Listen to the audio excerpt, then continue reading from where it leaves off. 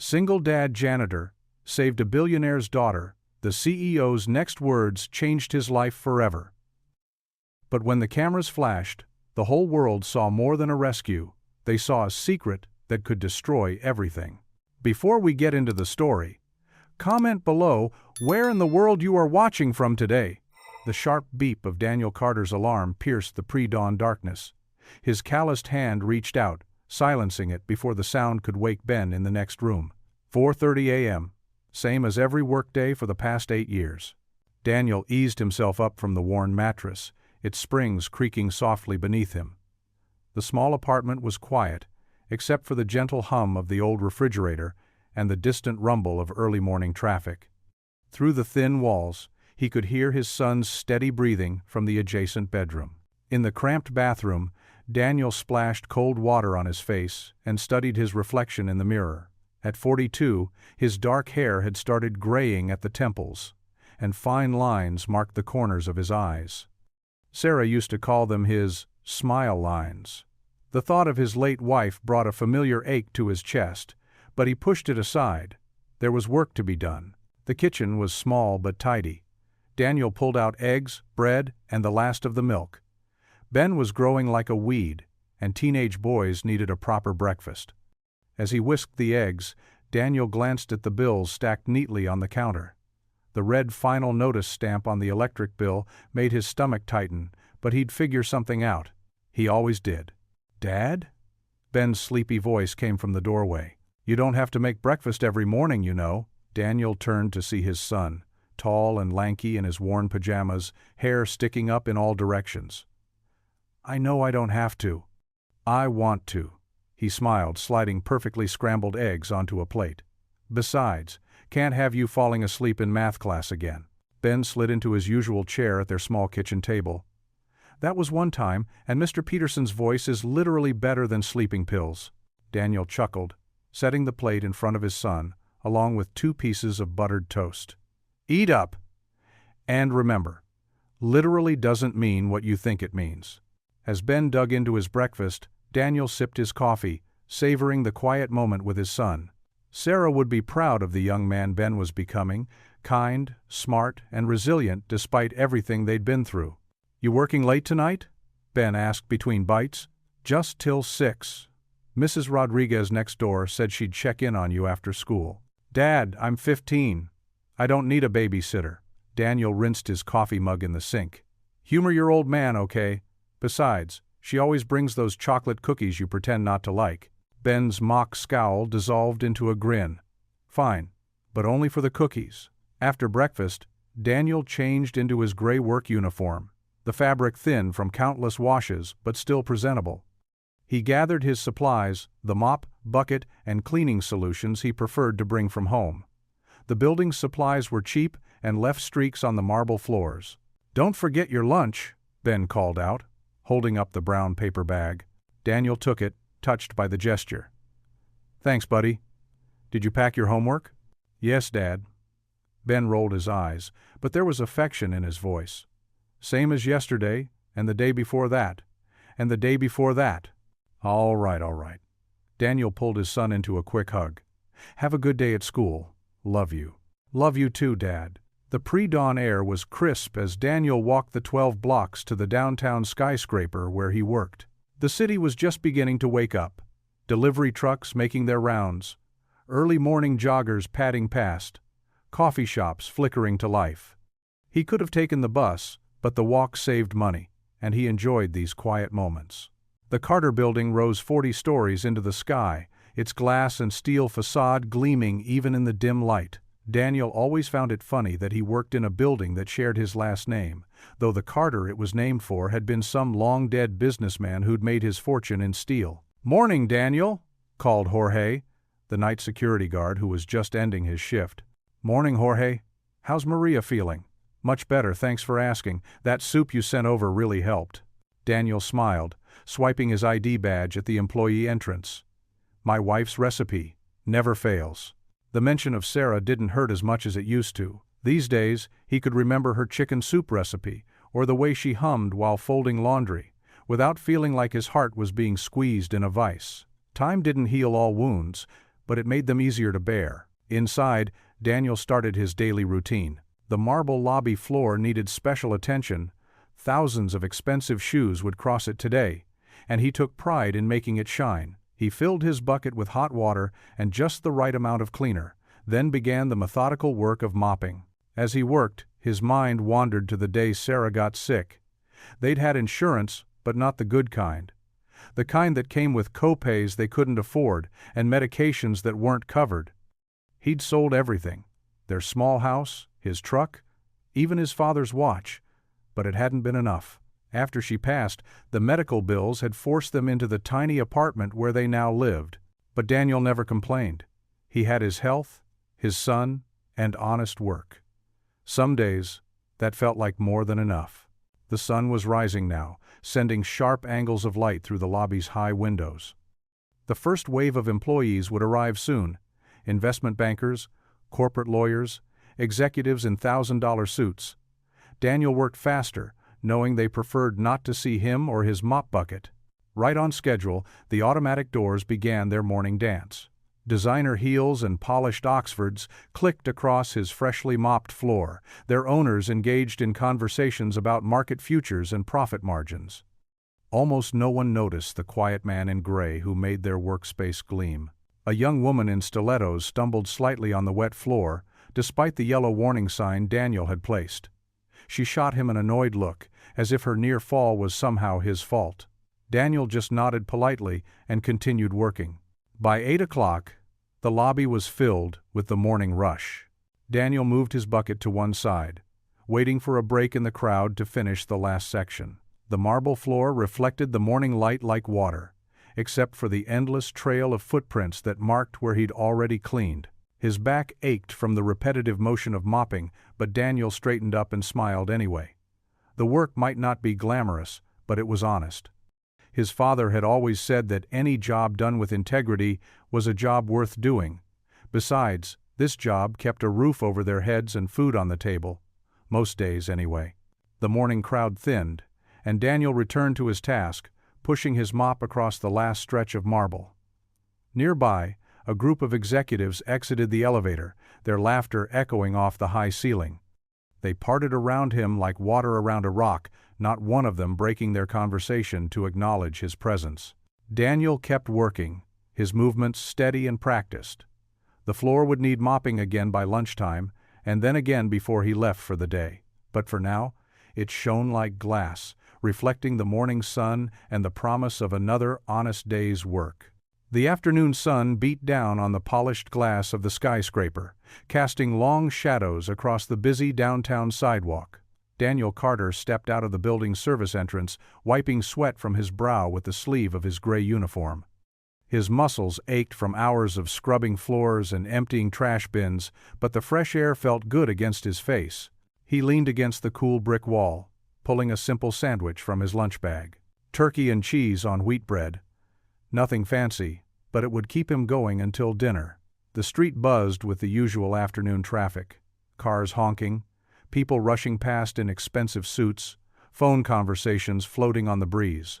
A sleek black limousine caught Daniel's eye as it pulled up to the curb. The vehicle gleamed in the sunlight, its windows tinted dark as night. The rear door opened, and a small figure bounded out, a little girl in a pale blue dress, her brown hair tied back with matching ribbons. "Come on, Mommy," the girl called back toward the car, practically dancing with excitement. Daniel recognized her as Lily Whitmore, daughter of Eleanor Whitmore, the CEO whose company owned half the buildings on this block. He'd seen them passing through the lobby a few times, though they'd never noticed him. Lily skipped ahead of the car, her patent leather shoes clicking against the sidewalk. Her backpack bounced with each step, covered in cartoon butterflies that caught the light. She looked about 7 or 8, full of the kind of carefree joy that made Daniel smile, remembering when Ben was that age. The sound came without warning, tires screeching against pavement, an engine revving too loud, too close. Daniel's head snapped up, his sandwich forgotten. A red sports car had jumped the curb, its driver slumped over the wheel. The vehicle was heading straight for the spot where Lily stood, frozen in shock. Daniel didn't think. He moved on pure instinct, dropping his lunch and launching himself forward. His work boots pounded against the concrete as he sprinted toward the little girl.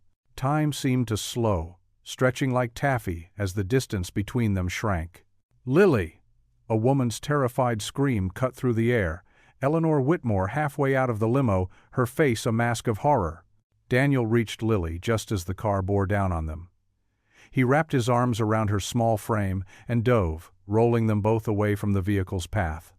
They hit the ground hard, Daniel taking the brunt of the impact on his shoulder. The sports car crashed into a newspaper stand with a deafening crunch of metal and shattering glass. For a moment, everything was still. Daniel's heart thundered in his chest as he held Lily close, shielding her with his body. She trembled against him, her fingers clutching his uniform shirt. "Are you okay?" he asked softly, carefully sitting up to check her for injuries. "Are you hurt anywhere?" Lily shook her head, tears streaming down her face. I'm scared," she whispered, still holding on to him. "It's all right now. You're safe." Daniel kept his voice gentle and steady, even as his own hands shook from the adrenaline. He could feel a sharp pain in his shoulder where he'd landed, but that didn't matter right now. The sound of running footsteps approached rapidly. Security guards from the building rushed toward them, their radios crackling with urgent voices. Behind them came Eleanor Whitmore, her designer heels clicking frantically against the pavement. "Lily!" Eleanor dropped to her knees beside them, makeup streaked by tears. "Oh God, Lily!" She gathered her daughter into her arms, pressing kisses to the top of her head. "Mommy!" Lily cried, burying her face in her mother's silk blouse. "The car was coming, but he saved me. He saved me, Mommy." Eleanor looked at Daniel, really seeing him for the first time. Her face was pale, mascara smudged beneath her eyes. "You," she began, her voice trembling. "You saved my daughter." Before Daniel could respond, camera flashes began popping all around them. A small crowd had gathered, smartphones raised to capture the scene. Several reporters who'd been covering a story nearby rushed over, shouting questions and thrusting microphones forward. "Mrs. Whitmore? What happened? Sir, can you tell us your name? Was this a planned attack?" Security formed a protective circle around them, pushing the reporters back. Daniel stayed where he was, kneeling on the sidewalk, his uniform dusty and torn at the shoulder.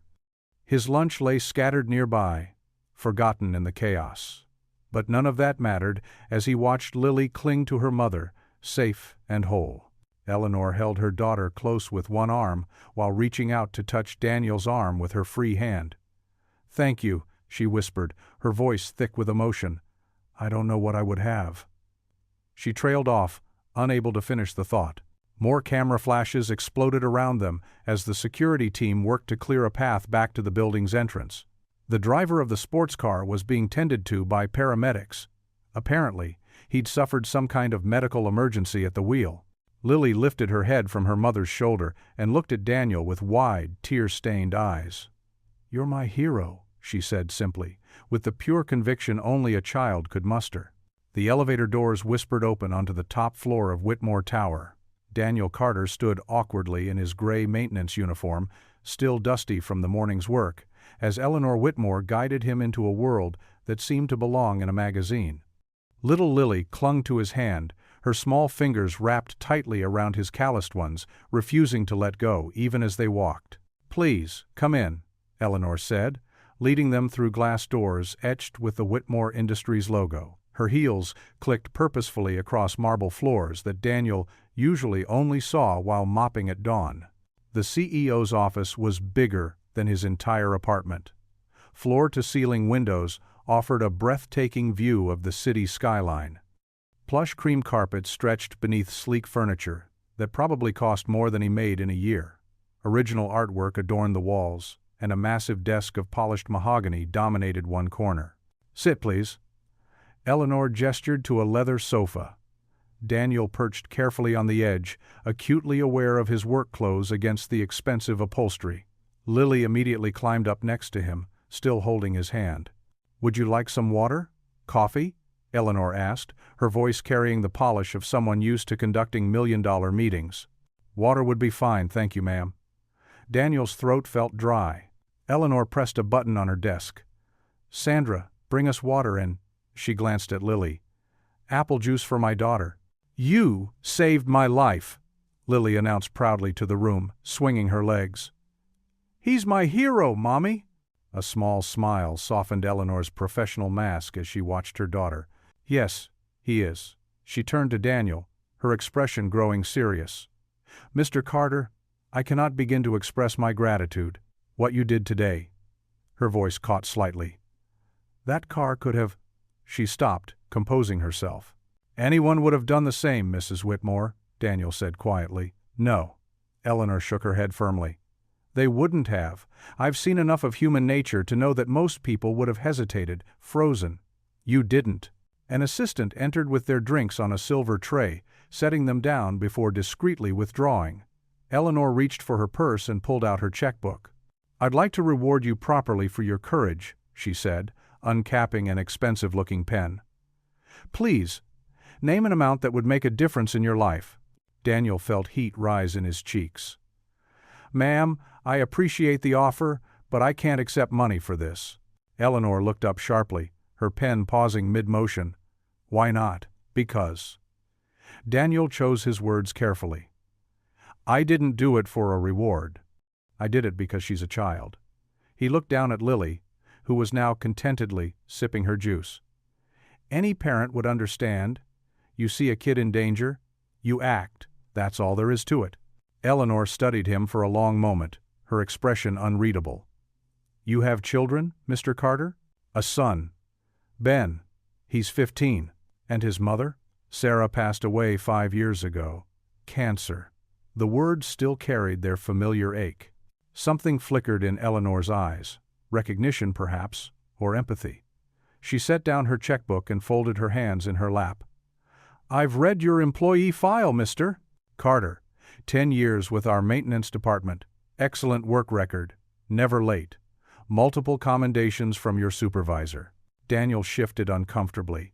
"I just try to do my job well, ma'am." "My hero is strong," Lily declared suddenly, wrapping both arms around Daniel's forearm. "He picked me right up like Superman." Eleanor's expression softened as she watched her daughter, then turned thoughtful. "Mr. Carter, our facilities management division has an opening. It's a temporary position, 6 months, but it pays considerably more than your current role. The hours would be better too." Daniel blinked in surprise. I don't understand." "It's a supervisor position, overseeing maintenance operations for several of our properties." She leaned forward slightly. "You've more than proven your character today, Mr. Carter. And your work record speaks for itself. Would you be interested?" Daniel's mind raced. Better pay, better hours, a chance to actually get ahead instead of barely scraping by. Yes, ma'am, I would be very interested." "Excellent." Eleanor pressed another button on her desk. "Sandra, please bring in the temporary transfer paperwork for Mr. Carter." She turned back to him. "You can start next week, after HR processes everything." "Thank you, Mrs. Whitmore. This is very generous." "No, Mr. Carter. This isn't generosity. It's recognition of merit." She stood, signaling the end of the meeting. "And please, call me Eleanor." "Then, thank you, Eleanor." The name felt strange on his tongue. Sandra returned, with a folder of documents and a new employee badge. Daniel's hands trembled slightly as he signed where indicated. Lily finally released his hand, but only so she could hug him properly. "Will you still visit me?" she asked, her face serious. "Lily?" Eleanor cautioned. But Daniel smiled at the little girl. "I'll still be working in the building," he assured her, "just doing different things." "Promise?" "Promise." Eleanor held out her hand, and Daniel shook it, trying to project more confidence than he felt. "Welcome to your new position, Mr. Carter. Sandra will email you the details about starting next week." Minutes later, Daniel stood in the elevator, staring at his reflection in the polished doors. The same gray uniform, the same worn work boots, but the new badge clipped to his pocket seemed to gleam with possibility. His mind was still trying to process everything that had happened since he'd stepped outside for that brief afternoon break. The elevator descended, carrying him back to the familiar territory of the ground floor. But as he pushed through the revolving door into the late afternoon sunlight, he realized his world had shifted. In his pocket, the badge felt like a key, not just to better pay, but to a chance at something he'd almost stopped believing in: hope. The aroma of spaghetti and meatballs filled the small Carter apartment kitchen. Daniel stirred the sauce, his mind still spinning from the day's events. The simple meal was one of Ben's favorites, a recipe passed down from his late wife Sarah. The familiar routine of cooking helped ground him after such an extraordinary afternoon. Ben sat at their weathered kitchen table, finishing his math homework. The scratching of his pencil paused as he sniffed the air appreciatively. "Smells amazing, Dad." "Almost ready," Daniel said, tasting the sauce one last time. "How's the algebra going?" "Better than your cooking," Ben teased, closing his textbook. "Which actually smells perfect tonight, so that's saying something." Daniel chuckled, serving up 2 heaping plates. The pasta steam rose between them as they sat down, and Daniel couldn't help but smile at his son's eager expression. Same look Sarah used to have at dinner time. "Something happened at work today," Daniel began, twirling spaghetti around his fork. "Did Mr. Peterson finally notice you've been cleaning his office for 3 years?" Ben asked through a mouthful of meatball. "Not exactly." Daniel took a deep breath. I helped someone. A little girl who was almost hit by a car outside the building." Ben's fork clattered to his plate. "What? Are you okay?" "I'm fine, son. She's fine too. But—" Daniel pulled out the new employee badge from his pocket and placed it on the table. Turns out, she was Eleanor Whitmore's daughter. "You know, the CEO who owns the building?" Ben's eyes widened as he picked up the badge. "Wait, maintenance division supervisor? Dad, that's huge." "It's temporary," Daniel reminded him quickly. "But yes, Mrs. Whitmore offered me the position as thanks." "Dad!" Ben jumped up and hugged him, nearly knocking over his water glass. "This is amazing. Mom would be so proud of you." Daniel's throat tightened at the mention of Sarah. He hugged Ben back, grateful his son couldn't see the tears in his eyes. "You think so? Are you kidding? You saved someone's life and got promoted on the same day. She's definitely bragging about you up there right now." They finished dinner trading jokes about Daniel having his own office, though they both knew it would probably just be a better supply closet. It didn't matter. For the first time in years, Daniel felt like maybe things were looking up. The next morning, Daniel arrived early, wearing his cleanest work shirt under his maintenance uniform. His new badge felt heavy against his chest as he made his way to the maintenance division offices on the 3rd floor. The morning passed in a blur of introductions and paperwork. His new supervisor, Tom, seemed friendly enough as he showed Daniel around. The job involved coordinating cleaning crews and handling special maintenance requests from the upper floors. It was more responsibility, but Daniel was determined to prove himself worthy of the chance. Around lunchtime, he was checking supply inventory when a small voice called out, "Mr. Carter!" Lily Whitmore stood in the doorway, wearing a pink dress and a bright smile. A security guard hovered anxiously behind her. "Miss Whitmore," Daniel said warmly, setting down his clipboard. "What brings you down here?" "I wanted to say, thank you again," she said, suddenly shy. She held out a slightly crumpled piece of paper. "I made you this." Daniel carefully unfolded the drawing. It showed 2 stick figures, a tall one in gray and a small one in pink, holding hands. Above them, written in wobbly letters, "My hero." "It's beautiful," Daniel said softly. "Thank you, Lily. Does it look like us?" she asked hopefully. "Exactly like us. I'll hang it right here in my office." He reached for some tape, but the security guard cleared his throat. "Miss Whitmore, your mother is expecting you for lunch." "Oh." Lily's face fell. "Can Mr. Carter come too?" "I'm sure Mr. Carter has work to do," the guard said firmly. "He's right," Daniel said gently. "But thank you for the lovely drawing. It made my day much brighter." Lily beamed at him before reluctantly following the guard out. Daniel carefully smoothed the drawing, studying the innocent way she'd captured their moment of connection. What he didn't notice was Eleanor Whitmore standing in the hallway, having witnessed the entire exchange. She watched her daughter skip away, then turned her attention to Daniel as he tenderly hung the drawing on his bare office wall. Later that afternoon, Eleanor sat in her private office with her assistant Margaret, reviewing the day's meetings. "The board presentation went well," Margaret was saying, "though Mr. Richardson seemed skeptical about the new environmental initiative." Eleanor wasn't listening. She stood at her window, watching the city sprawl below. "Did you know Lily visited the maintenance division today?" Margaret paused. "Yes, she wanted to thank Mr. Carter again." The security team accompanied her. "She's never taken to someone so quickly before," Eleanor said quietly. Not since her father." Margaret finished carefully. Eleanor turned, her expression troubled. "I've spent years protecting her from people who might take advantage of our position, our wealth. Everyone wants something, Margaret. Everyone has an angle." "Mr. Carter seems genuine," Margaret offered. "He did refuse the reward money, which could be an even cleverer play." Eleanor sank into her chair, rubbing her temples. "I've seen too many people get close to Lily just to get to me. I won't let her be used like that again. What would you like me to do?" Eleanor stared at the photo on her desk, Lily at age 4, laughing on a carousel.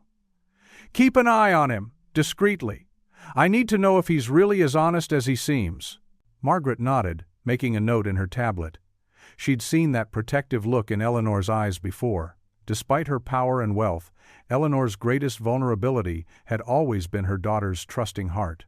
The morning sun glinted off the glass and steel tower of Whitmore Industries as crowds gathered for the press conference. Security guards in dark suits maintained order while reporters jostled for position, their cameras and microphones at the ready. Daniel Carter hung back near the edge of the crowd, trying his best to blend in despite wearing his newly pressed maintenance supervisor uniform. He didn't want to be here, but Eleanor had insisted all senior staff attend. The past week had been a whirlwind of changes, learning his new responsibilities, managing a small team, and still trying to keep things normal at home with Ben. The promotion meant better pay, but Daniel sometimes missed the simple routine of his old job. The murmur of the crowd grew louder as Eleanor Whitmore emerged from the building's main entrance. She commanded attention in her tailored navy suit, her blonde hair swept into an elegant updo. Camera shutters clicked rapidly as she approached the podium, flanked by her PR team and holding Lily's small hand in hers. Daniel couldn't help but notice how different mother and daughter looked. Eleanor all polish and poise, while Lily fidgeted in her pink dress, her dark curls refusing to stay confined in their ribbons. The little girl's eyes scanned the crowd restlessly until they landed on Daniel. Her face lit up with a bright smile, and she gave an enthusiastic wave that made several reporters turn to see who had caught her attention. Eleanor tapped the microphone and began her prepared statement about the company's latest charitable initiative. Daniel tried to shift further back, but the dense crowd made it impossible to move without drawing attention. "Miss Whitmore," called out a reporter when Eleanor opened the floor to questions. "This new foundation focuses on child safety. Was it inspired by your daughter's recent close call?" Eleanor's professional smile never wavered. "Yes, that incident certainly highlighted the importance of community safety. We're grateful to our staff member who acted so quickly that day." More hands shot up. "Can we hear from Lily about what happened?" another reporter asked. Eleanor hesitated, but Lily was already bouncing on her toes, eager to speak. She tugged at her mother's sleeve until Eleanor reluctantly lifted her toward the microphone. "I was really scared," Lily said, her voice ringing clear across the plaza. "But then Mr. Carter saved me. He's my hero." Cameras flashed again as reporters scribbled notes. Daniel felt his face grow warm as nearby attendees began to stare and whisper. "And how do you feel about Mr. Carter now?" someone called out. Lily's face broke into a radiant smile. "Oh, I love him. He's so nice to me, and he tells the best stories, and he always says hi when I see him," and she paused, then declared with the pure conviction only a child could muster, "Mommy, he's my daddy now." The plaza fell silent for one breathless moment, before erupting into chaos. Eleanor's perfectly composed expression cracked, her eyes widening in shock. The PR team behind her exchanged alarmed glances as reporters shouted questions all at once. "Miss Whitmore, are you and Mr. Carter involved? Is this a workplace romance? How long has this been going on? What about company policies regarding employee relationships? Daniel stood frozen, his heart pounding. People around him stepped back, creating a conspicuous empty space that drew even more attention. He wanted to disappear, to explain that this was all a misunderstanding, but his voice seemed stuck in his throat. Eleanor quickly pulled Lily away from the microphone, but the damage was done.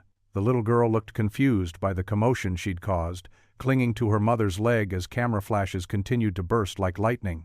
"No further questions," Eleanor's PR director announced firmly, stepping to the podium. But the reporters were already turning their attention to Daniel, pushing toward him with their microphones extended. "Mr. Carter, what's your response to Lily's statement? How long have you known the Whitmores? Did you save Lily to get close to Miss Whitmore?" Security guards moved in, creating a barrier between Daniel and the press. Through the chaos, his eyes met Eleanor's across the plaza.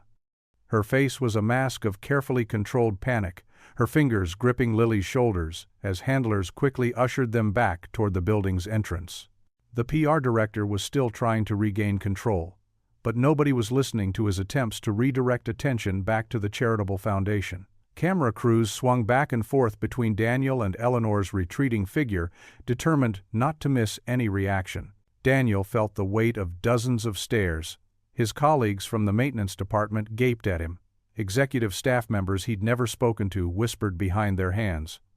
Every security camera, every phone, every news camera seemed trained on him, turning his private life into sudden public spectacle. Lily's innocent words hung in the air, transforming what had been a simple act of kindness into something that threatened to upend both his and Eleanor's worlds.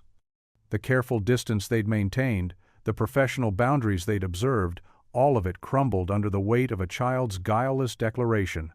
One of Eleanor's assistants hurried over to Daniel, speaking urgently into his ear. "Mr. Carter, please come with me. We need to get you inside, away from the press."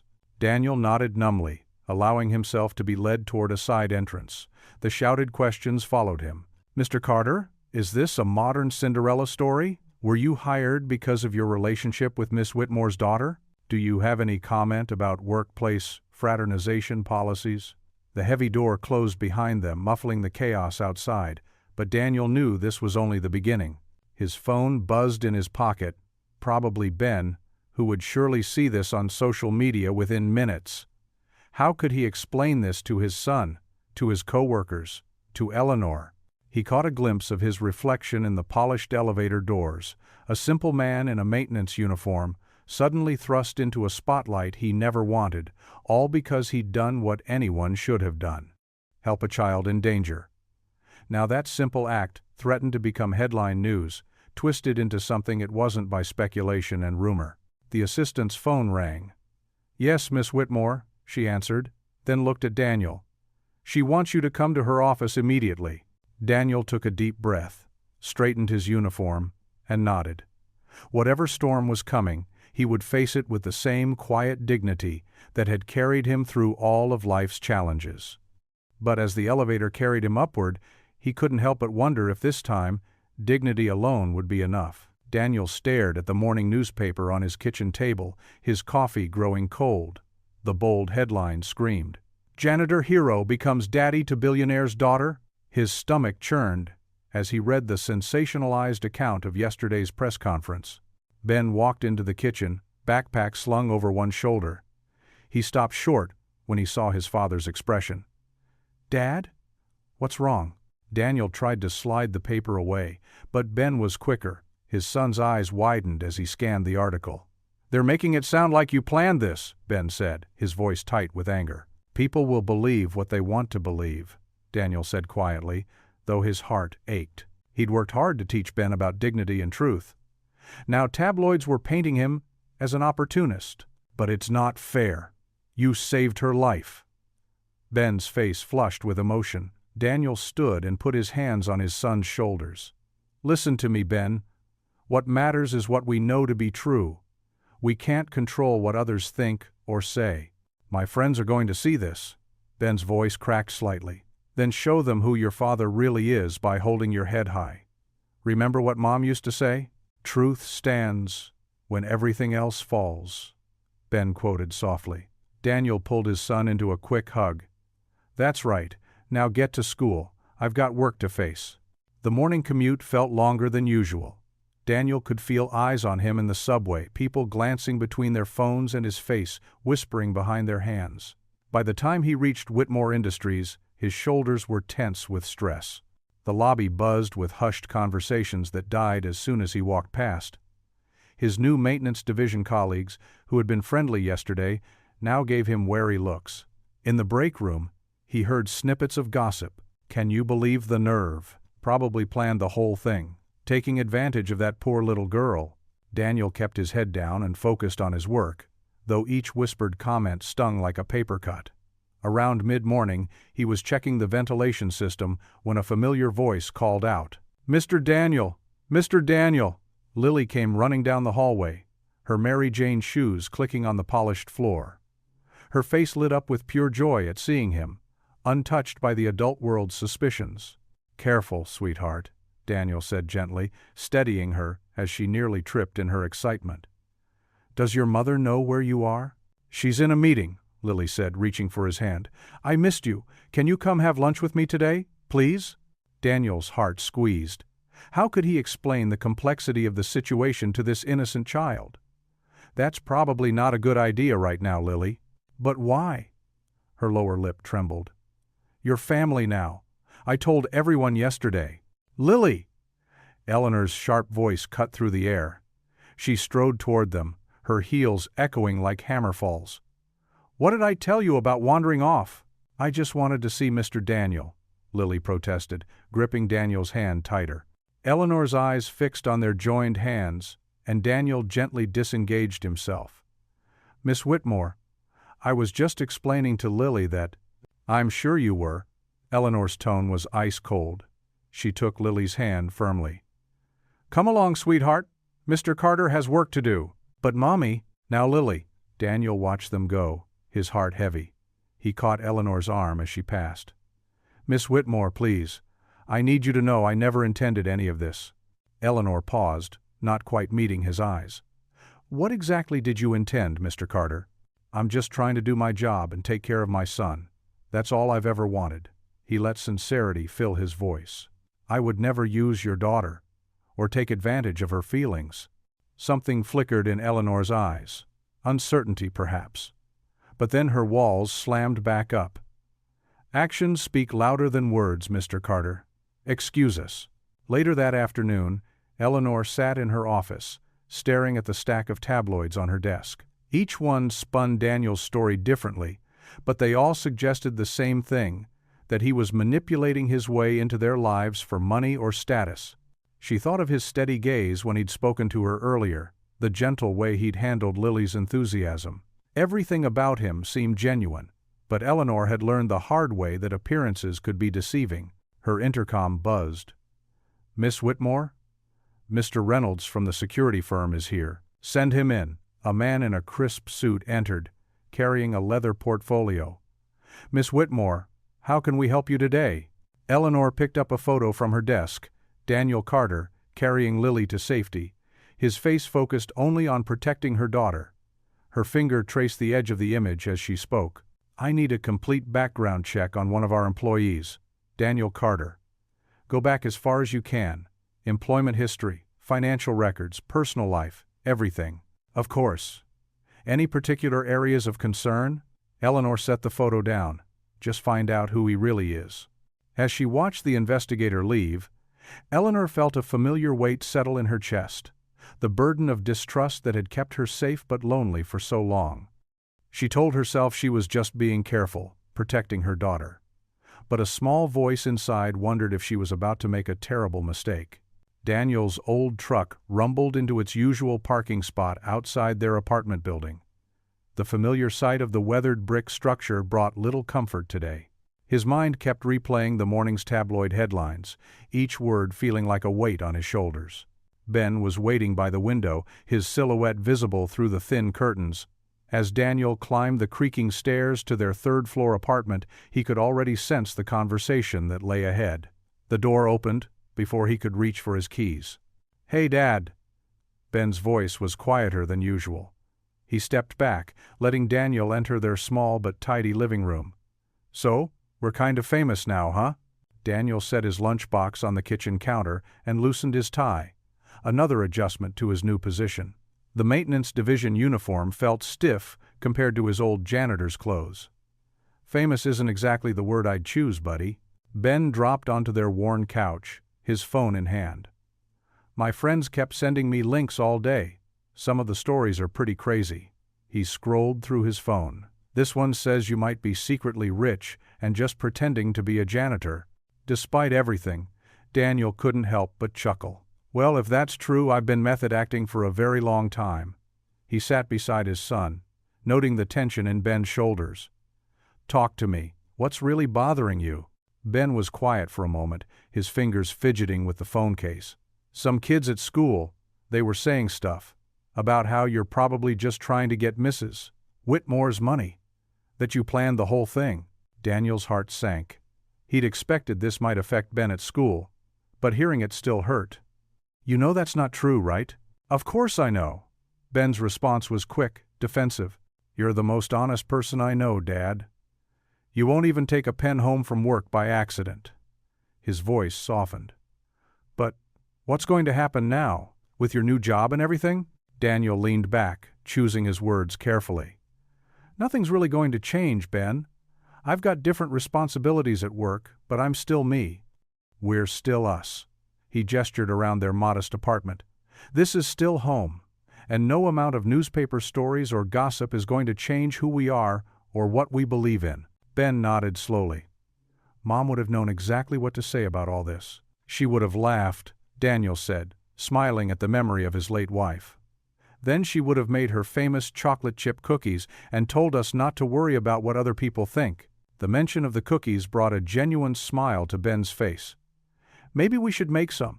I mean, you're not as good at it as she was, but—" "Hey now," Daniel protested, grateful for the lightening mood.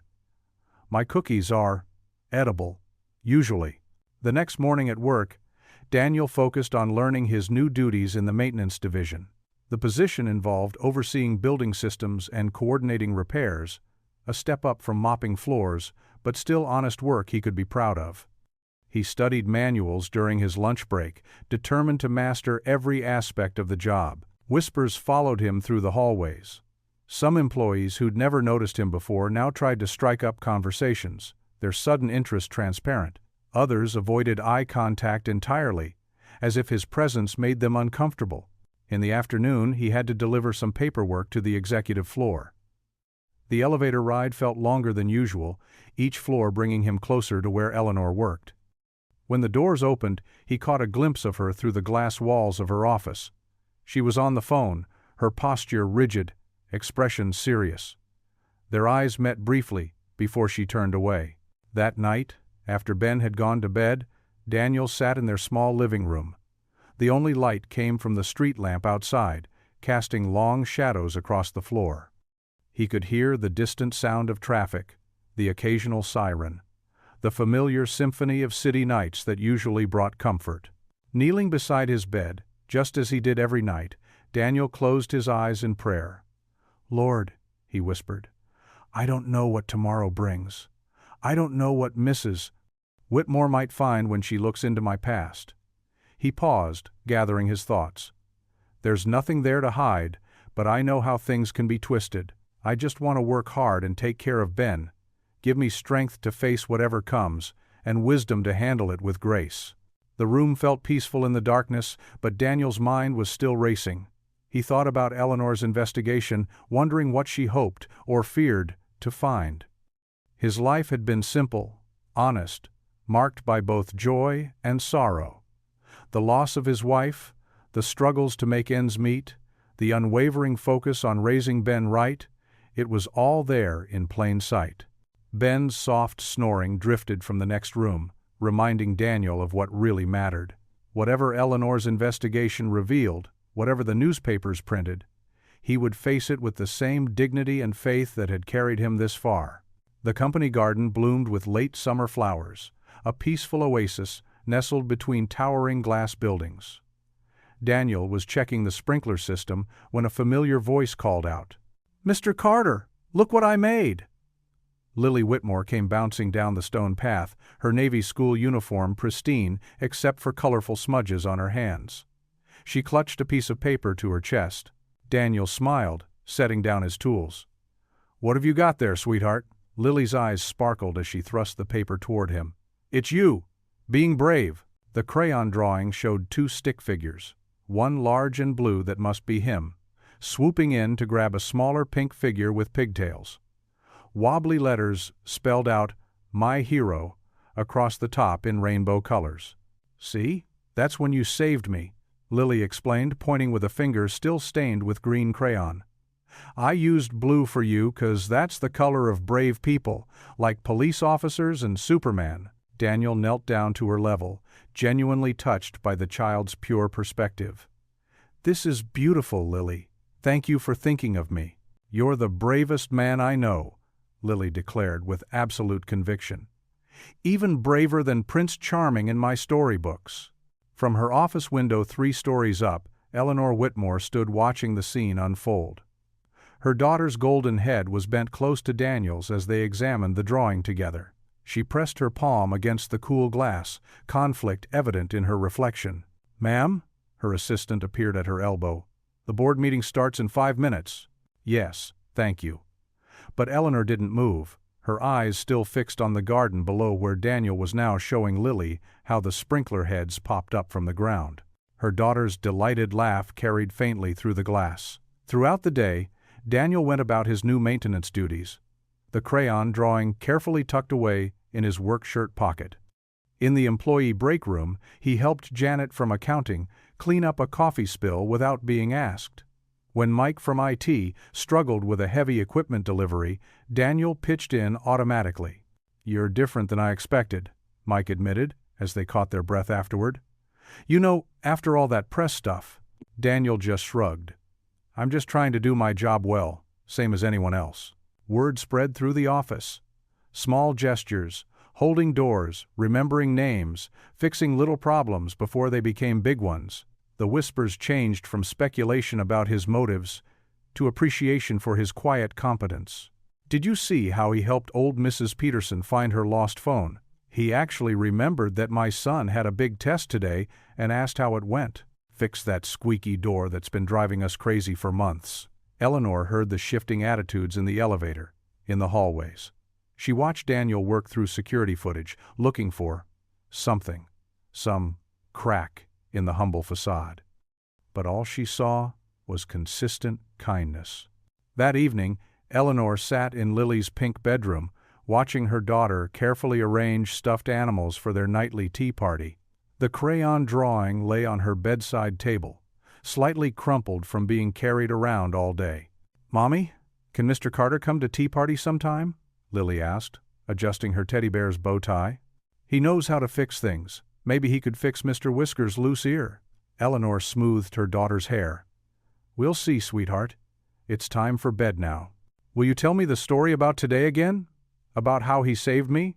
You were there, darling. You know what happened." "But I like hearing it," Lily insisted, snuggling under her covers. "He was so brave, just like a real hero." Eleanor began the story, watching her daughter's eyes grow heavy.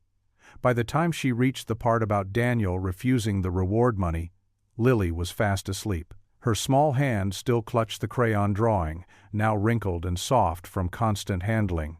Standing in the doorway, Eleanor studied her sleeping child.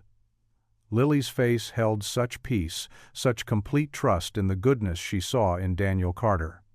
The mother's protective instincts warred with the evidence of her own eyes. This man's consistent decency, his genuine care for others, the way her daughter bloomed in his presence. She reached down to gently smooth the drawing, careful not to wake Lily. The stick figures smiled up at her with crayon optimism, a child's pure vision of courage and rescue. Despite her reservations, Eleanor felt something shift inside her, like ice beginning to thaw. The investigation files sat unopened on her desk at home, suddenly seeming less urgent than they had that morning. Perhaps, she thought, watching her daughter's peaceful sleep, there was something to be said for seeing the world through a child's trusting eyes, even if just for a moment. The invitation arrived through Eleanor's assistant, formal, printed on cream-colored cardstock. Daniel stared at it in his small office, running his fingers over the embossed letters.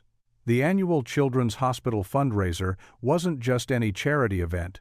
It was one of the city's most prestigious gatherings.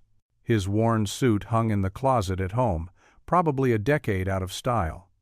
Daniel had kept it clean and pressed, but it was clearly not meant for an event where billionaires gathered. Still, he couldn't refuse, not when Eleanor had specifically requested his presence. "It's because Lily asked for you," Eleanor explained later that afternoon, standing in his doorway with perfect posture. Her navy business suit probably cost more than his monthly rent. "She's quite insistent that her hero should be there." Daniel nodded, trying to hide his discomfort. "I appreciate the invitation, Miss Whitmore, but I'm not sure I'd fit in with that crowd." "You saved my daughter's life," Eleanor said firmly.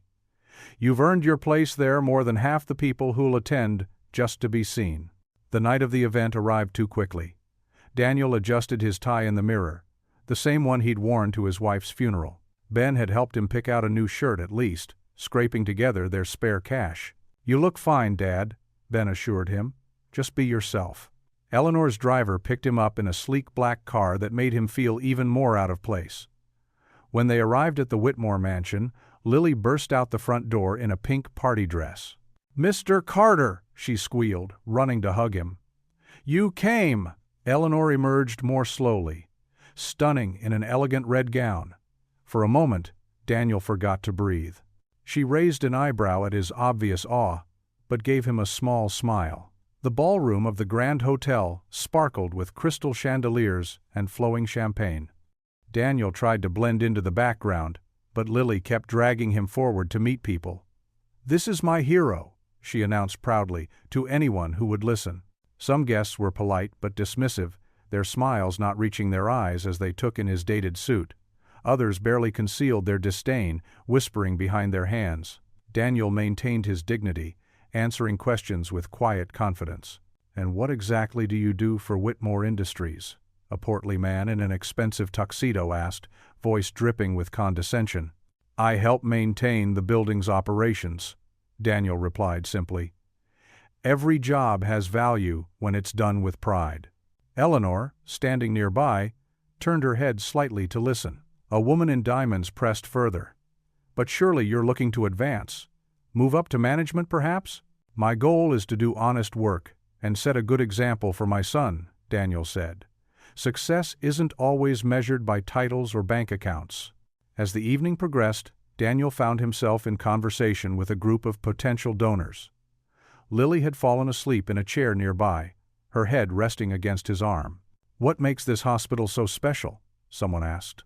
Daniel thought of his late wife's final days in that very hospital. "It's not just about the medical care," he said softly.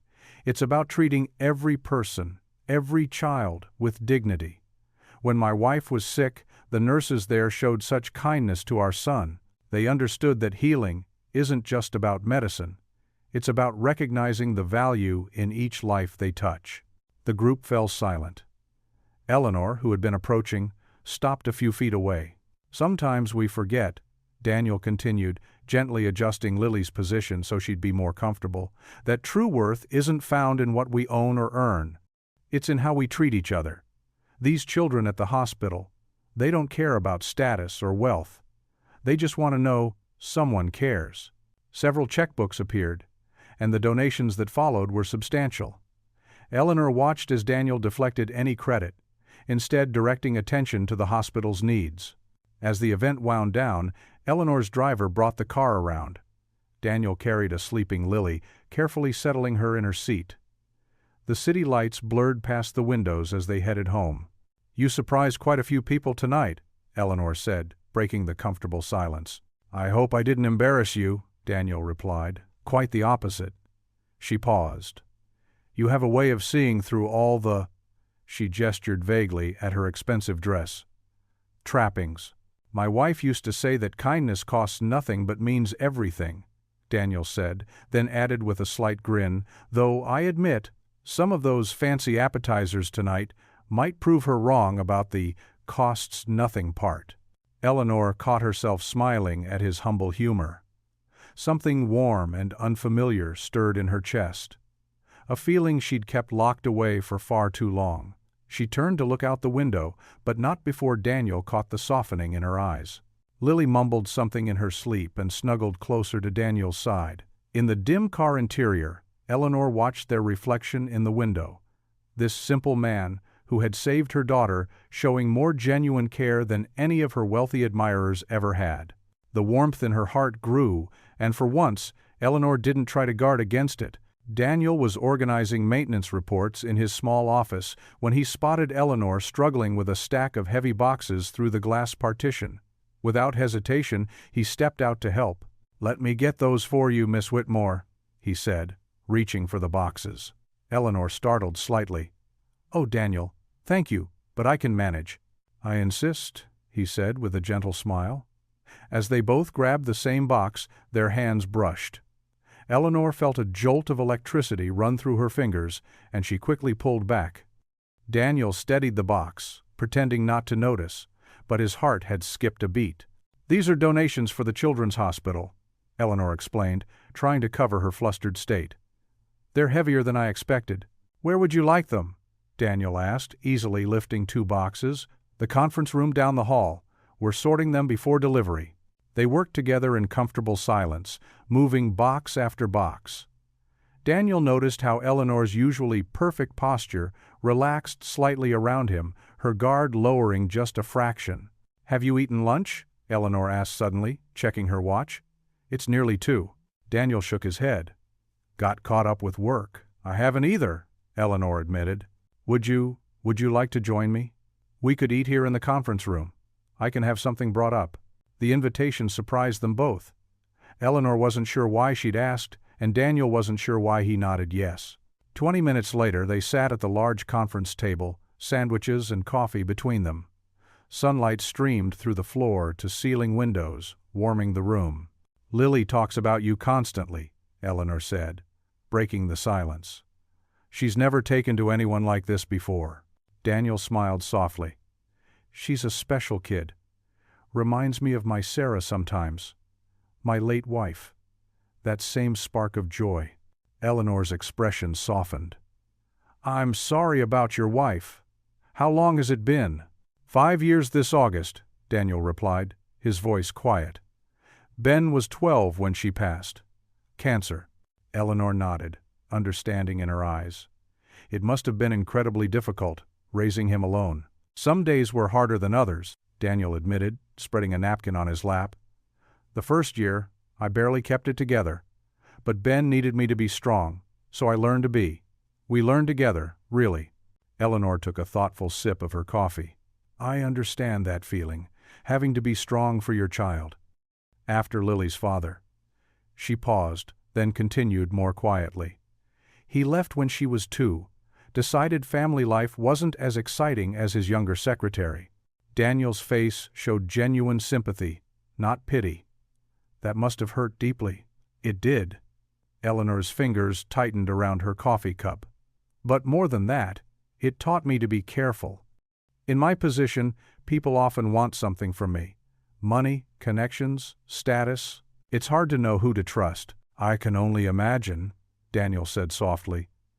"Must be lonely sometimes." Eleanor looked up, surprised by his insight.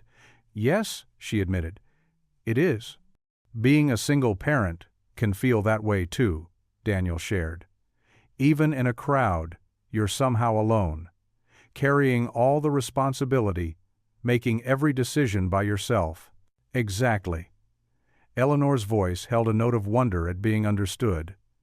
"And every choice feels so crucial because it's not just about you.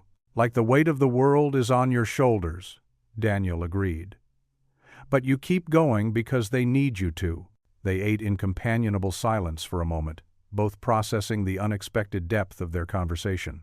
"How do you do it?" Eleanor asked suddenly. "Stay so genuine?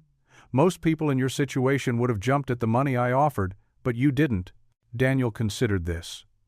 "I suppose because wealth isn't what makes a life rich. My dad taught me that. He was a janitor too, proud of his work. said dignity isn't in what you do, but how you do it. Eleanor studied him, seeing past the maintenance uniform to the man beneath. Your father sounds wise. He was. Daniel smiled warmly. He also taught me that trust, once broken, is hard to rebuild, but sometimes you have to risk it, or you'll miss out on the good things life offers. The words hung between them, heavy with meaning. Eleanor felt her carefully constructed walls wavering. I should get back to work, she said finally, standing up. But her voice was gentler than usual. Of course. Daniel gathered their lunch debris. Thank you for lunch, Miss Whitmore.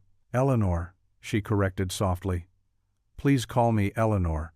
That night, in her penthouse apartment, Eleanor stood at the window, watching the city lights twinkle below. Her conversation with Daniel played through her mind on repeat. His quiet strength, his unassuming wisdom, the way he spoke about his son with such love. It all touched something deep within her. She pressed her forehead against the cool glass, conflicting emotions washing over her. The wall she'd built around her heart had kept her safe, but it had also kept her isolated. Daniel's simple honesty made her want to trust again, and that terrified her. Eleanor wrapped her arms around herself, both scared and hopeful. For the first time in years, she allowed herself to imagine what it might be like to let someone in. The grand ballroom of the Whitmore Tower sparkled like a crystal palace. Hundreds of well-dressed guests mingled beneath gleaming chandeliers, their jewelry catching the light. Daniel Carter tugged at the collar of his borrowed suit, feeling out of place among the city's elite. Dad, stop fidgeting, Ben whispered, though he too looked uncomfortable in his thrift store blazer. You look fine. Daniel smiled at his son's attempt to reassure him. Thanks, buddy. Just feels strange being on this side of things. Usually, I'm the one cleaning up after these events. They stood near the entrance, taking in the opulent scene.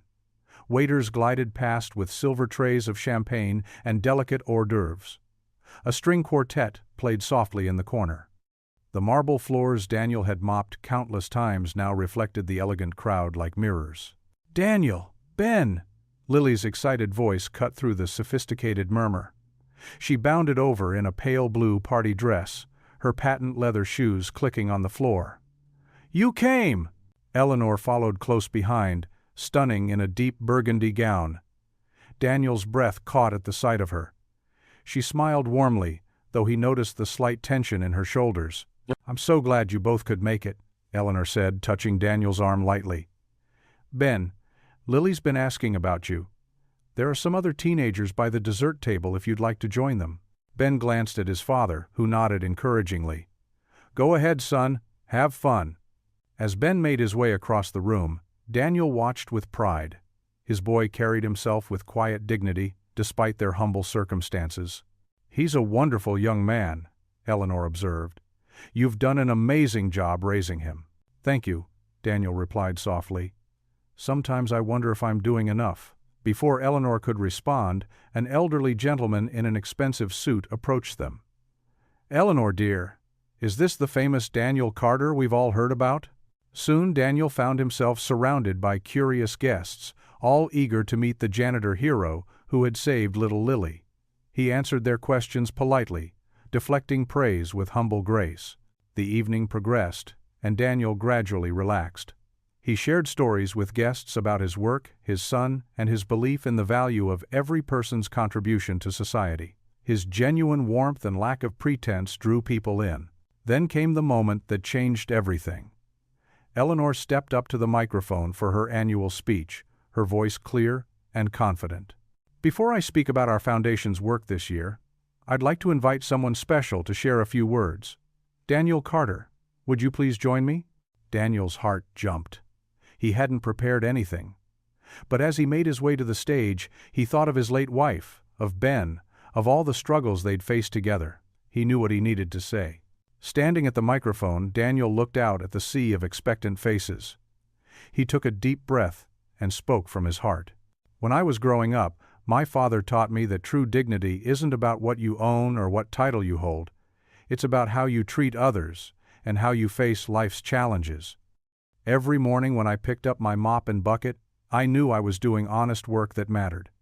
Every evening when I came home to my son, I knew I was teaching him the same lesson my father taught me. The room fell silent, hanging on his words.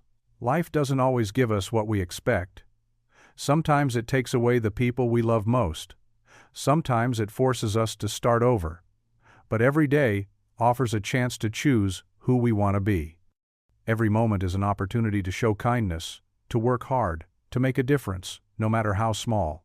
Daniel's voice grew stronger, filled with quiet conviction. When I saw Lily in danger that day, I didn't think about who she was or who her mother was.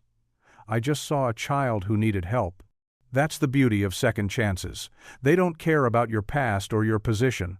They only care about what you do with them. Tears glistened in many eyes throughout the room. Eleanor stood to the side, her hand pressed to her heart, watching Daniel with undisguised emotion. So tonight, as we support this wonderful foundation, let's remember that every person has value, every job has dignity, and every act of kindness, no matter how simple, can change a life forever. Thank you. The applause was deafening. Ben beamed with pride. Lily clapped wildly, but Daniel only saw Eleanor, who looked at him with something that made his heart race. As the music resumed, Eleanor approached him. "Dance with me?" she asked softly. They moved onto the dance floor as the quartet played a gentle waltz. Daniel's hand trembled slightly as it found her waist. Eleanor's fingers intertwined with his, warm and sure. "That was beautiful," she whispered. "Everything you said. You meant every word." "I always do," he replied simply. They swayed together, the rest of the world fading away. Eleanor's head gradually came to rest against his shoulder, fitting there as if it belonged.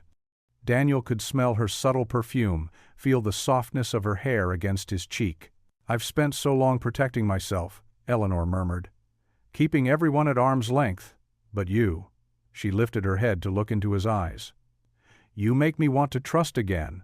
Daniel's heart thundered in his chest as they turned slowly on the dance floor, lost in their own world. No words were needed in that moment, just the quiet understanding between two hearts finding their way to each other. Daniel's alarm clock beeped at its usual early hour. Sunlight filtered through the thin curtains of his modest apartment as he reached for his phone, following his morning routine of checking the news. His heart stopped when he saw the headlines splashed across his screen. "Staged rescue? Sources reveal Whitmore Savior's calculated plan." His hands trembled as he read further. The article claimed an anonymous source had evidence that Daniel had orchestrated the entire rescue, positioning himself at the exact moment to save Lily Whitmore. They painted him as a manipulative social climber who had targeted Eleanor's wealth and influence. "This can't be happening," Daniel whispered, his throat tight. He scrolled through the article, each word like a knife to his chest. They'd even dug up old financial records, highlighting his struggles with debt after his wife's passing. Ben appeared in the doorway, his face pale. "Dad? Have you seen—" "Yeah, buddy. I've seen it." Daniel sat up, running a hand through his hair. "None of it's true. You know that, right?" His son nodded without hesitation. "Of course I know that. But Dad, it's everywhere.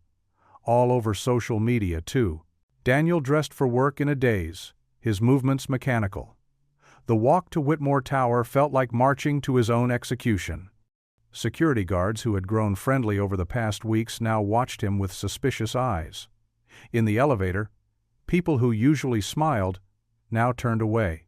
When he reached his floor, Eleanor's assistant intercepted him. "Miss Whitmore wants to see you, immediately." Her tone was cold, professional, all previous warmth gone. Daniel found Eleanor in her office, standing by the floor-to-ceiling windows. She held a newspaper in her hands, knuckles white against the paper. When she turned, her face was a mask of controlled fury and pain. "How could you?" Her voice was barely above a whisper. "Eleanor, please." Daniel stepped forward, but she held up a hand. "Don't." She slapped the newspaper down on her desk. "I trusted you. Against my better judgment, I let you near my daughter." "None of it's true," Daniel said, fighting to keep his voice steady. "You know me. You know I would never—" "Do I?" Eleanor's laugh was bitter. "Do I really know you, Daniel? Because the man I thought I knew wouldn't have planned something so calculated. The security footage shows you watching that area for weeks before the incident. I work here. Of course I was in that area. Daniel felt desperation rising in his chest. I'm the janitor. I clean every corner of this building. The timing was too perfect, Eleanor continued, as if she hadn't heard him. The way Lily became so attached to you. Was that part of your plan too? Stop, Daniel pleaded. Eleanor, think about this. Why would I risk a child's life? I'm a father, which makes it even worse. She whirled on him, eyes bright with unshed tears. You used your position as a single father to play on my sympathies, to make me think we had something in common. The door burst open, and Lily ran in, her face streaked with tears. Mommy, stop being mean to Daniel. Eleanor moved quickly to intercept her daughter. Lily, go back to your homework room. This doesn't concern you. But he's my hero. Lily struggled in her mother's grasp. He saved me. Daniel's heart broke watching Lily's confusion and distress. She reached for him, but Eleanor pulled her back. That's enough, Lily, Eleanor said firmly. Mr. Carter was just leaving. No! Lily broke free and ran to Daniel, wrapping her arms around his waist. Don't make him go. Daniel gently disentangled himself from Lily's grip, kneeling to meet her eyes. It's okay, sweetheart. Sometimes grown-ups need time to figure things out. Why did you make Mommy sad? Lily's lower lip trembled. The question hit him like a physical blow. I didn't mean to make anyone sad, he said softly. Sometimes things get complicated, even when we try our best to do what's right. Eleanor's voice cut through the moment. Daniel, I think it's best if you leave. Now. He stood slowly, his legs heavy. Eleanor, I know you've been hurt before. I know trust doesn't come easily to you, but everything I did, everything I felt was real. For a moment, something flickered in Eleanor's eyes. Doubt, perhaps, or regret. But it vanished quickly, replaced by the cold mask of the CEO he'd first met. Security will escort you out, she said, turning away. Your termination papers will be sent to your home address. Lily began crying harder, but Eleanor held her back as Daniel walked to the door. He paused in the doorway, looking back one last time at the family he'd grown to care for deeply. I forgive you, he said quietly. And I'll pray for you both. The elevator ride down was silent, a security guard on either side of him. As they crossed the marble lobby, the same floor he'd spent countless hours keeping spotless, Daniel held his head high, even as whispers followed him.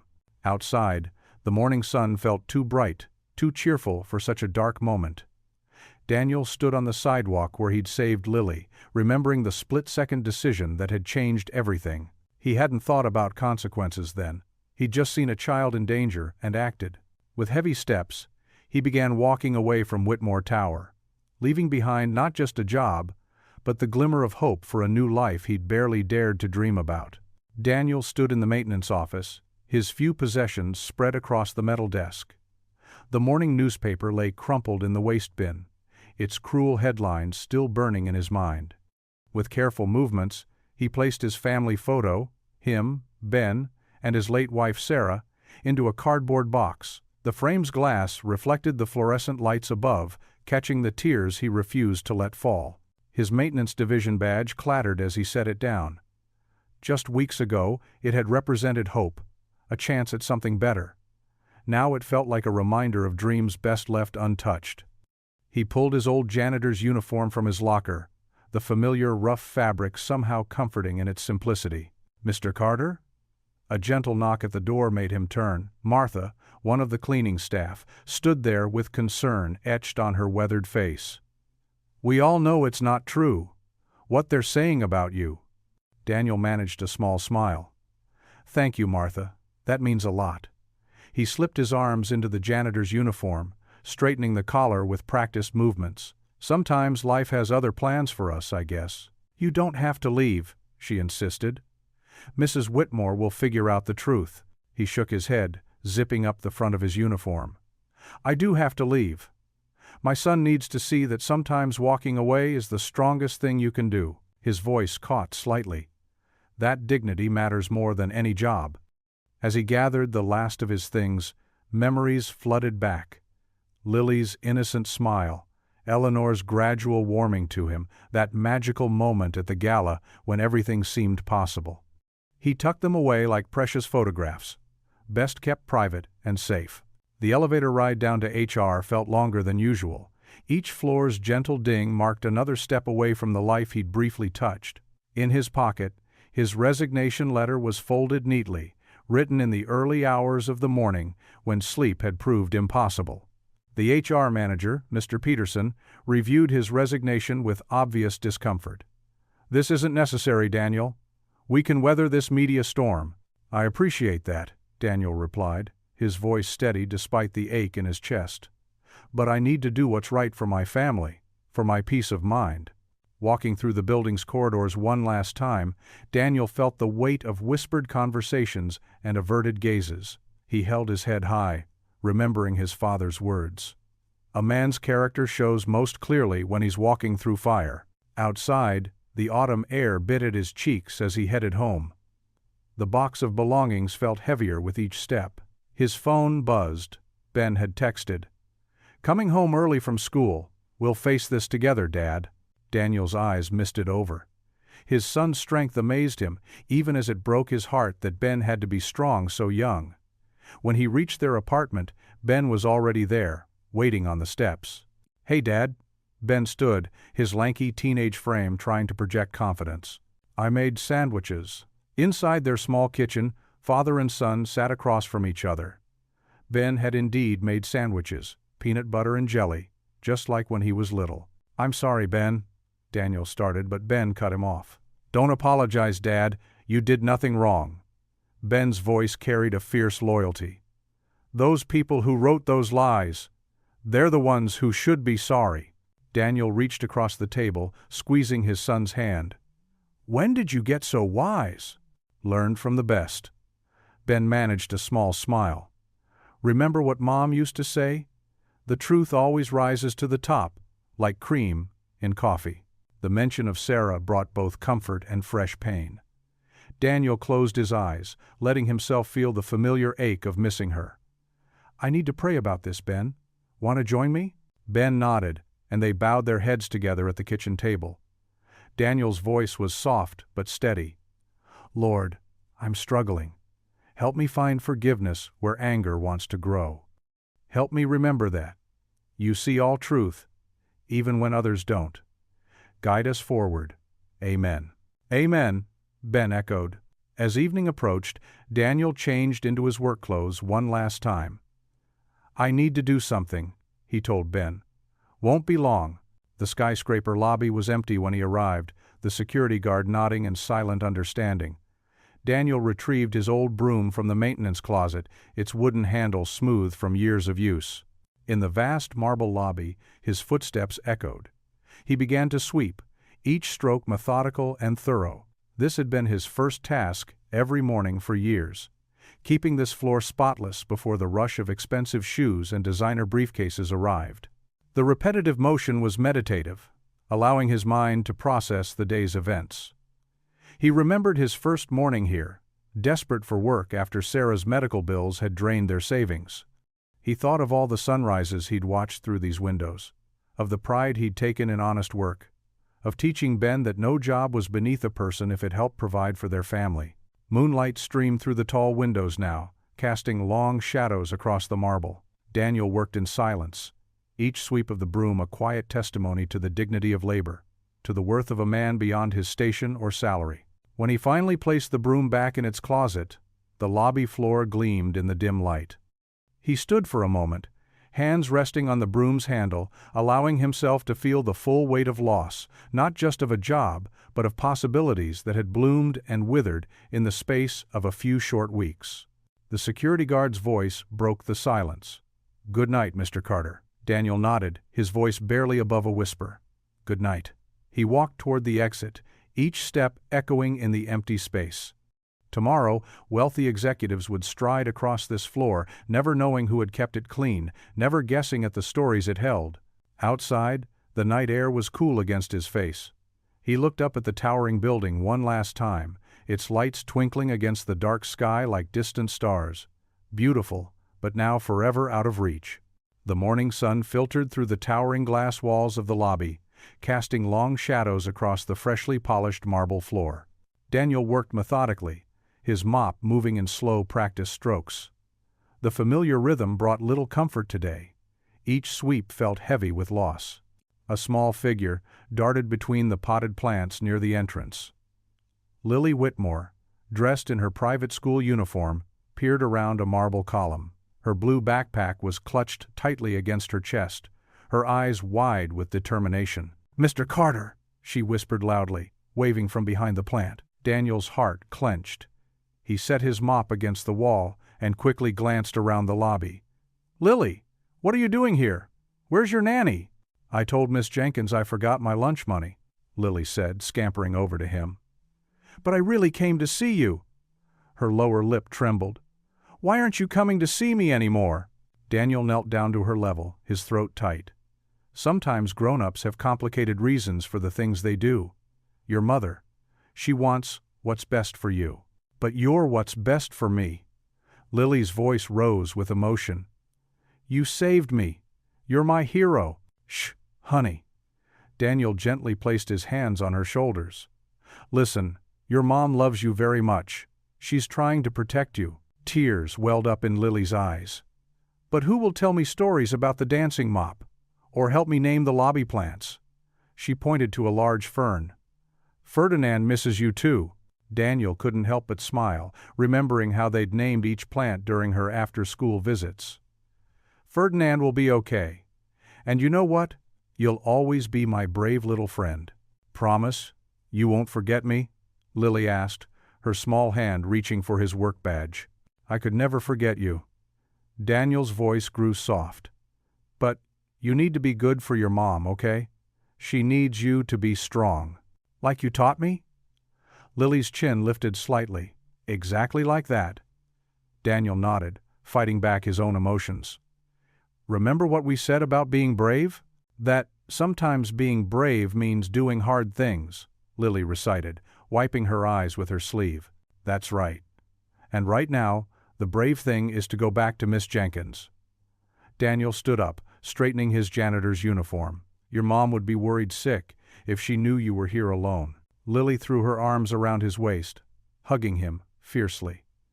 "You'll always be my real hero, Mr. Carter. No matter what anybody says in the stupid papers." From across the lobby, Marcus, one of the regular security guards, watched the scene unfold. His hand hesitated over his radio, torn between duty and compassion. Finally, with a heavy sigh, he pressed the button. "Miss Whitmore, this is Marcus in lobby security. There's something you should know." Lily stepped back, adjusting her backpack. "I left a drawing in your office. It's you, and me, and Ferdinand." She pointed to the fern again. "Promise you'll keep it?" "I promise." Daniel's voice was gentle but firm. "Now, you need to go back to school before anyone worries." As Lily turned to leave, she looked back one last time. "Mom's wrong about you. You're not a bad person. You're the best person I know." Daniel watched her disappear through the revolving doors, his heart heavy with both love and loss. He picked up his mop, returning to his work, trying to lose himself in the familiar motions. 30 minutes later, the click of expensive heels echoed across the lobby. Eleanor Whitmore strode in, her face a mask of controlled emotion. She found Lily sitting in the security office, swinging her legs on a too-tall chair. "Lily Marie Whitmore."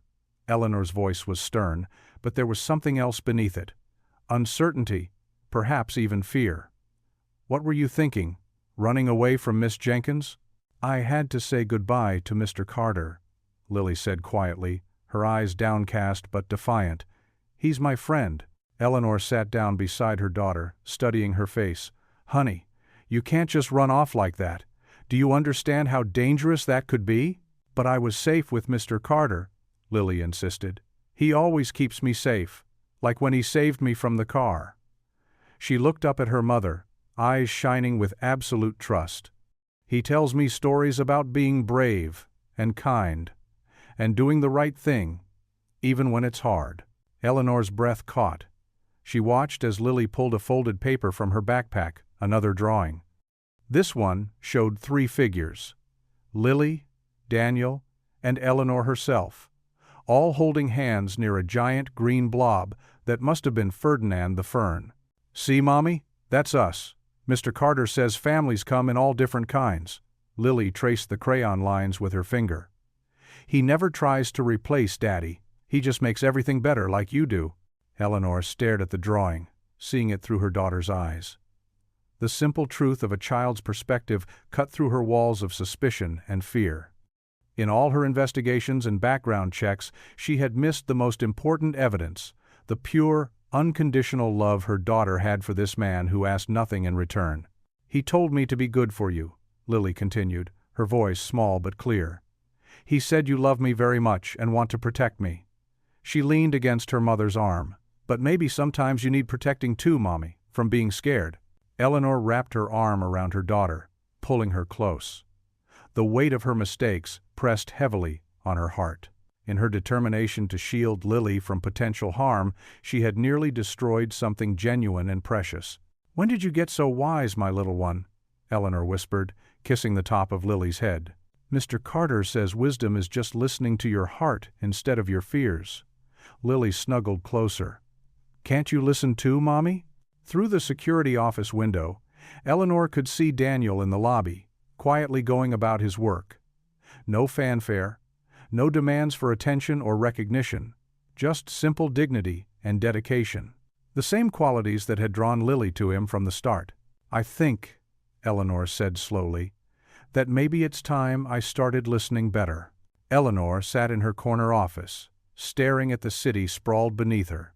The morning sun cast a golden glow across the skyscrapers, but she felt no warmth.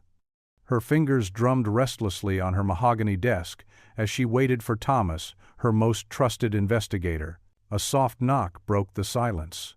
"Come in," she called, straightening her posture. Thomas entered, his weathered face grave as he carried a thick manila folder. "Miss Whitmore, I have the complete report you requested." Eleanor gestured to the chair across from her desk. "Tell me everything." "The tabloid story was entirely fabricated," Thomas began, opening the folder. "We traced the source to James Kendrick at Kendrick Industries." Eleanor's breath caught.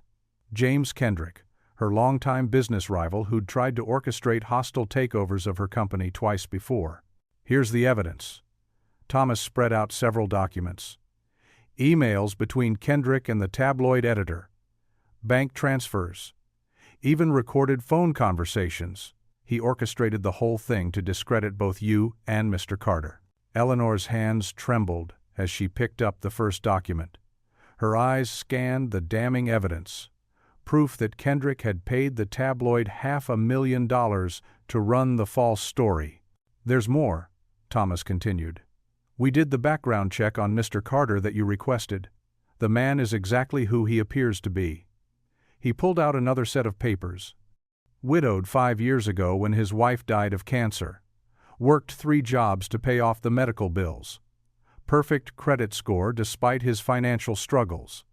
Active volunteer at his local church's food bank. His son Ben is an honor student. Eleanor's throat tightened. She remembered Daniel's words at the gala. "Dignity isn't about what you own.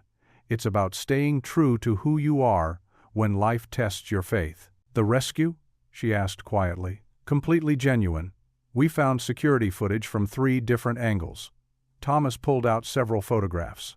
"Mr. Carter didn't hesitate for a second. He risked his life to save Lily without any thought of reward." Eleanor stood abruptly, walking to the window. Her reflection stared back at her. Successful, powerful, wealthy. But in that moment, she felt smaller than she ever had. "I've made a terrible mistake, Thomas." "Miss Whitmore?" She turned back to face him.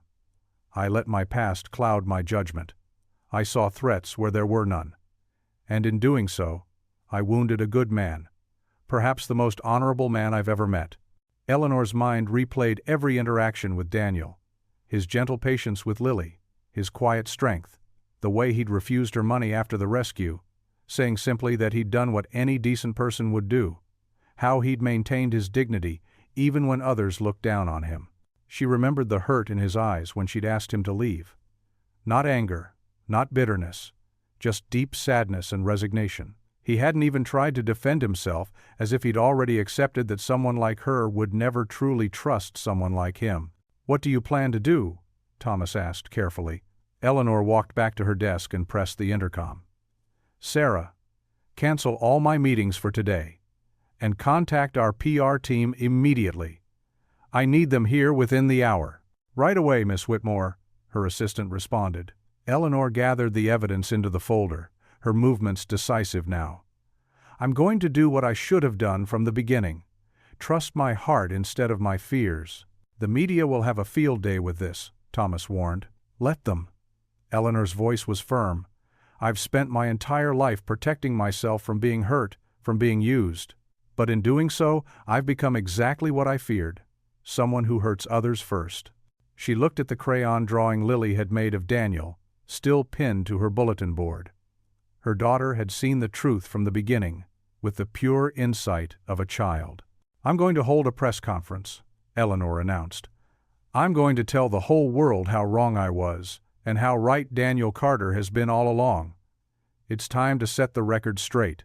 Thomas nodded, a small smile crossing his face. "For what it's worth, Miss Whitmore, I think you're making the right choice." Eleanor touched the drawing gently. "The question is, will it be enough? Can someone as genuine as Daniel Carter forgive someone who doubted his integrity so completely?" She squared her shoulders, pushing aside her doubts. Whether Daniel could forgive her or not, she owed him the truth. She owed him the same courage and dignity he'd shown every day. The intercom buzzed. "Miss Whitmore? The PR team is assembling in the conference room." "Thank you, Sarah." Eleanor gathered her papers. "And Sarah, one more thing. Find out where Daniel Carter is right now. He deserves to hear this from me first, before the rest of the world does." As she strode toward the conference room, Eleanor felt lighter than she had in weeks. She couldn't undo the pain she'd caused, but she could make sure the truth was heard. She could prove that even billionaire CEOs could learn from humble janitors about the true meaning of character. The mahogany-paneled boardroom hummed with tension. Executives in tailored suits shifted uncomfortably in their leather chairs, stealing glances at Eleanor Whitmore as she stood at the head of the long table.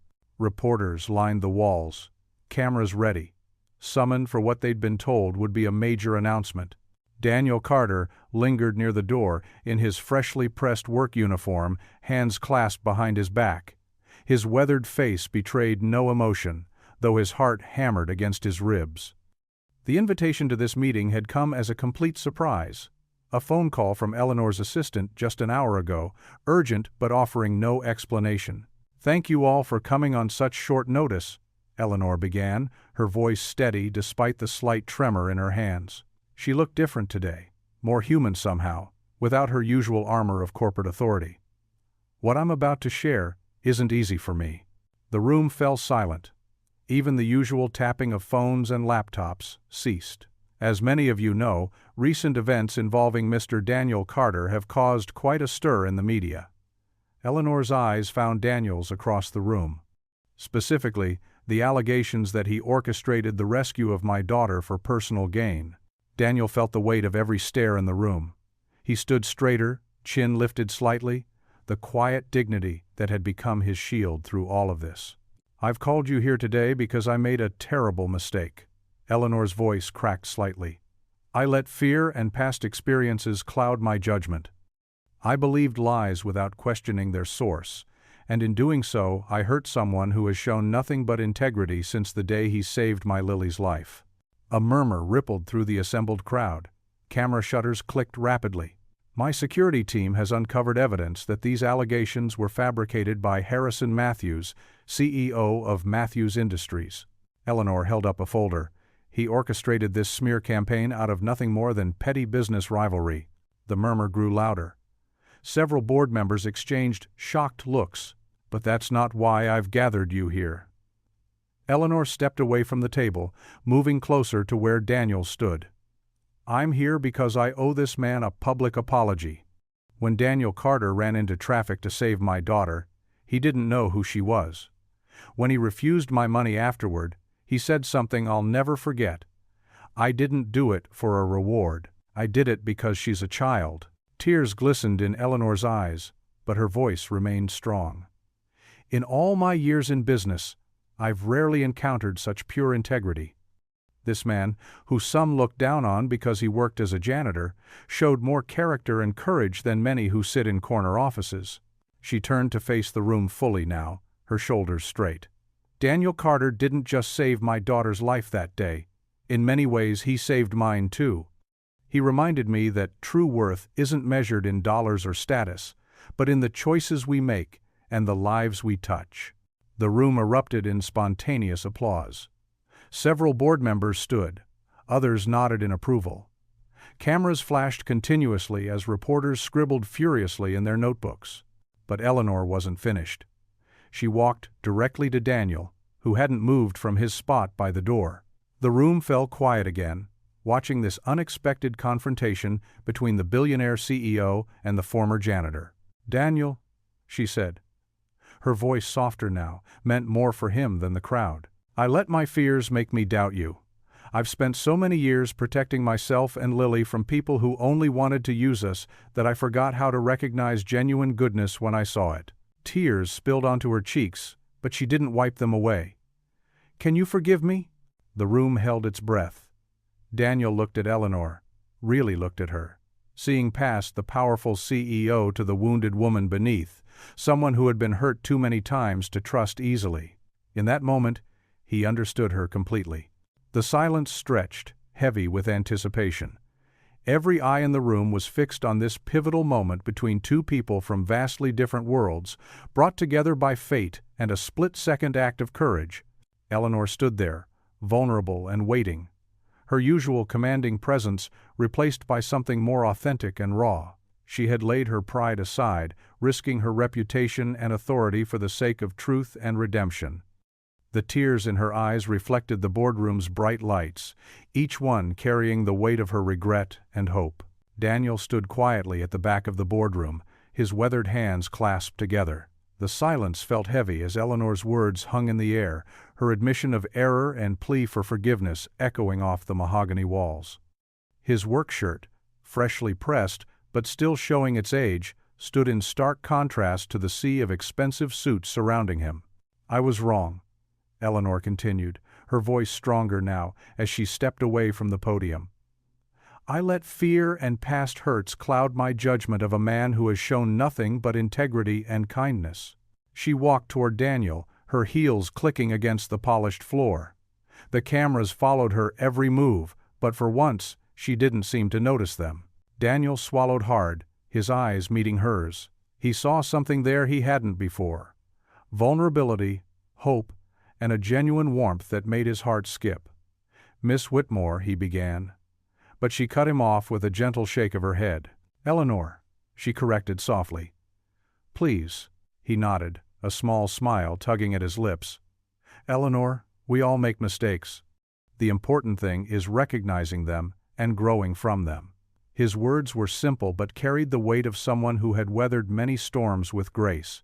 The board members watched in fascination as their normally steely CEO's eyes welled with tears.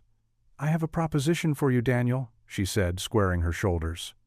"I'm establishing a new philanthropic foundation, focused on supporting single parents and families struggling to make ends meet. People who work hard every day but still can't get ahead." She paused, taking a deep breath. "I want you to help me run it, not as an employee, but as a partner." Murmurs rippled through the room. Daniel's eyes widened slightly, but he maintained his characteristic composure. That's quite an offer," he said carefully. "You understand these families because you've lived their struggles," Eleanor continued. "Your compassion, your work ethic, your dignity in the face of hardship, these are exactly what this foundation needs." Daniel looked down at his hands, the same hands that had mopped floors and fixed broken things for years. When he looked up again, his eyes were clear and determined. "I'll accept," he said, "on one condition." Eleanor raised an eyebrow, curious. "What condition?" "I want to keep mopping floors on Fridays," he said simply. Several people in the room exchanged confused glances, but Daniel continued. "Not because I have to, but because I choose to remember where I came from, to stay grounded." For a moment, Eleanor just stared at him. Then, to everyone's surprise, she laughed, a genuine, warm sound that seemed to transform her entire face. "Only you, Daniel Carter, would negotiate to keep mopping floors," she said, shaking her head in wonder. "That's exactly why you're perfect for this." Before anyone could respond, the boardroom doors burst open. Lily darted in, her Mary Janes clicking against the floor, her dark curls bouncing. "Daddy Daniel!" she cried out, ignoring the startled expressions of the board members. Daniel knelt down just in time to catch her as she launched herself into his arms. He held her close, breathing in the familiar scent of her strawberry shampoo. "Hey, sweetheart," he whispered. "I knew you'd come back," Lily said firmly, her small arms wrapped tight around his neck. "I just knew it." Another figure appeared in the doorway. Ben, slightly out of breath from chasing after Lily. He hung back, uncertain, until Daniel extended his arm. "Come here, son." Ben crossed the room, trying to maintain his teenage dignity but unable to hide his smile. He joined the embrace, and Daniel held both children close, his heart full. Eleanor watched the scene unfold, her professional mask completely forgotten. She moved closer, drawn by the pure love and joy radiating from the trio. Daniel looked up at her, still holding the children, and extended his hand. She took it without hesitation, their fingers intertwining naturally. The touch sent warmth spreading through her chest, melting the last bits of ice around her heart. The cameras flashed rapidly, capturing the moment, not just a business deal or a public apology, but the formation of something much more precious, a family. Lily beamed up at her mother, then at Daniel. "See, Mommy? I told you he was our daddy now." This time, Eleanor didn't stiffen or pull away. Instead, she squeezed Daniel's hand tighter and smiled at her daughter. "Yes, sweetheart," she said softly, "you were right all along." The board members, journalists, and executives faded into the background as the four of them stood together, creating their own quiet bubble of belonging in the midst of the corporate world. It was a picture of redemption, of second chances, of love transcending social barriers and past hurts. Ben caught his father's eye and gave him a knowing smile. "Mom would be happy, Dad," he whispered, just loud enough for Daniel to hear. "She always said everything happens for a reason." Daniel nodded, feeling the truth of those words deep in his soul. Here, in this moment, with his son beside him, Lily in his arms, and Eleanor's hand in his, he understood exactly what his late wife had meant. Sometimes the hardest paths led to the most beautiful destinations. The room remained hushed, as if everyone present recognized they were witnessing something extraordinary. Not the merger of companies or the signing of contracts, but the merging of hearts, the signing of an unspoken promise to face whatever came next together. Eleanor cleared her throat, suddenly aware of their audience but not quite ready to let go of the moment, or Daniel's hand. "Well," she said, her professional voice softened by emotion. "I believe we have some paperwork to sign." She smiled at Daniel. "Partner." Sunlight streamed through the modest apartment windows, casting a warm glow across Daniel's small dining table. The afternoon light caught the steam rising from various dishes spread across the wooden surface, a feast prepared with love rather than luxury. The table, usually set for just two, now accommodated 4 place settings, each with a mismatched plate that somehow made the scene more endearing. Ben had spent the morning helping his father in the kitchen, the two of them working in comfortable sync. Now, green beans with almonds sat next to a golden brown roasted chicken, and homemade rolls filled a basket lined with a checkered napkin, Sarah's recipe, the one Daniel had memorized during happier times. The apartment smelled of herbs and home and new beginnings. Eleanor Whitmore sat beside her daughter Lily, looking surprisingly at ease in the humble surroundings. Her designer dress contrasted with the worn chairs, but her smile matched the warmth of the room. Lily bounced in her seat, her eyes bright with excitement as she watched Daniel arrange the last of the food. "Everything smells amazing," Eleanor said, smoothing her napkin across her lap. Her fingers traced the simple cotton fabric, so different from the fine linens she was accustomed to. "I had no idea you could cook like this." Daniel smiled, his eyes crinkling at the corners. There's a lot you learn when you're raising a teenager on your own. He ruffled Ben's hair as he passed, earning an eye roll and grin from his son. Dad's chicken is the best, Ben declared, reaching for a roll before his father gently swatted his hand away. Grace first, Daniel reminded him. And Ben sat back with a good-natured sigh. Lily folded her hands immediately, earning an impressed look from her mother. The little girl had been watching Daniel and Ben carefully these past weeks, absorbing their rituals and traditions like a sponge soaking up water. They joined hands around the table, Eleanor's manicured fingers linking with Daniel's work-roughened ones, Ben holding Lily's small hand while she completed the circle with her mother. The touch was natural now, comfortable in a way that would have seemed impossible just months ago. Daniel bowed his head, his voice steady and grateful. Lord, we thank you for this food and the hands that prepared it. We thank you for bringing us together, for second chances, and for showing us that family comes in many forms. Bless this meal and the hearts around this table. Amen. Amen, they echoed, and Ben immediately reached for the rolls again, this time without interference. Eleanor lifted her water glass, the afternoon sun catching it like crystal. I'd like to make a toast, she said, her professional poise softening into something more intimate.